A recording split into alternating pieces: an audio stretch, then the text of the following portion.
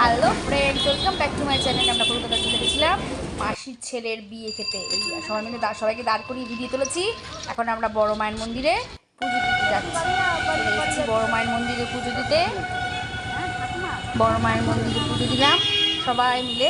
সেদিন ওদের বিবাহবার্ষিকী ছিল। মাসি ফল কিনে নিয়ে মিষ্টি কিনে নিয়ে বড় মায়ের মন্দিরে পুজো দিল। তো এবার আমরা মাসির সাথেই ছিলাম। এবার আমরা আস্তে আস্তে আস্তে আস্তে ভাবলাম যে বাড়ি ফিরতে হবে, বাড়ি ফেরা যাক। তো পাশেই দেখলাম আবার শিবের মন্দির। এবার চলো তাহলে শিব ঠাকুর এবার শিব ঠাকুর একটু পুজো দেবো। হর হর মহাদেব। শ্রাবণ মাস আসছে, শ্রাবণ মাসে তো সবাই শিবের মানে শিবের পুজো করে। তো শিব ঠাকুরের মাথায় একটু জল ঢেলে নিলাম। আর শিব ঠাকুরের কাছে কিছু মনের যে ইচ্ছে সেগুলোও বলে নিলাম যে ঠাকুর সবাইকে ভালো রেখো, আমাকেও ভালো রেখো। এই তো শিবের মন্দিরে পুজো করলাম।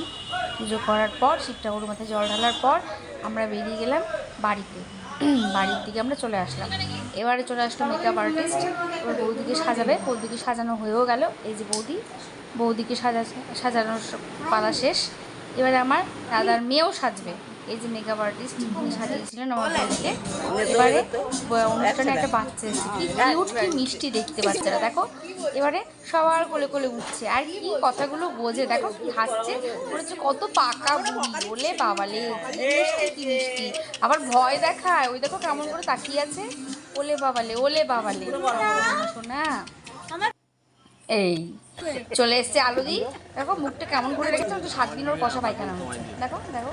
ইস বাবা, তুই আরেকজন আমার মুখটা ঢুকে নিল, কেমন করে তাকাচ্ছে। পায়খানার সমস্যা হচ্ছে। ও দেখো মুখটা পুরো ঘুরিয়ে নিয়েছে। ওই দেখো আরেকজন হাসছে। কি রে তোরা, ওই দেখ এখন ও চুল খুলছে আবার। ওই দেখো কি করছে, ওরে বাবা চুল আঁচড়াচ্ছে। এর হচ্ছে বিবাহবার্ষিকী ছাকা দাদাই আমার ছেলে। প্রচুর আইটেম ওর বিয়েতে বেঁচে গেছে, প্রচুর অ্যানিভার্সারিতে প্রচুর আইটেম বেঁচে গেছে। তো পরের দিন আমরা ঠিক করলাম যে এই খাবারগুলোকে একটা টিফিন বক্সে প্যাক করে যারা বসে থাকে তাদেরকে দিয়ে দেবো। এই আজকে আমার ব্লগ ছিল। লাইক কমেন্ট শেয়ার করে